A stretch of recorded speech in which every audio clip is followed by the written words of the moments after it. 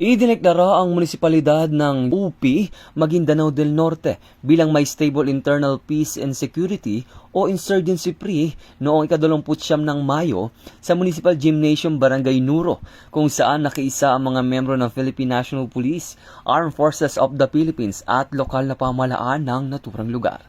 Dumalo sa naturang programa si Police Colonel George D. Bagundol Jr., ang Acting Provincial Director ng Maguindanao del Norte Provincial Office, kasama ang mga tauhan ng UP Municipal Police Station.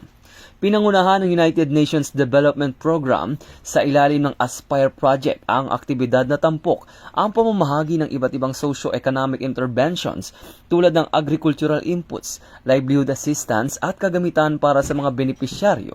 Nagsagawa rin ng pagpapalipad ng mga kalapati bilang simbolo ng kapayapaan at pagkakaisa. Tampok din sa aktibidad ang paglagda sa Memorandum of Partnership Agreement sa pagitan ng LGU, 57 Infantry Battalion ng Philippine Army at UP Municipal Police Station bilang pagpapatibay ng kanilang pangako na manatili ang kapayapaan, seguridad at patuloy na kaunlaran sa komunidad. Ang bagong PNP para sa bagong Pilipinas, serbisyong mabilis, tapat at nararamdaman. Mula dito sa National Headquarters ng Philippine National Police, ako ang inyong PNN correspondent, Patrolman Edwin Baris, alagad ng batas, tagataguyod ng Balitang Pulis.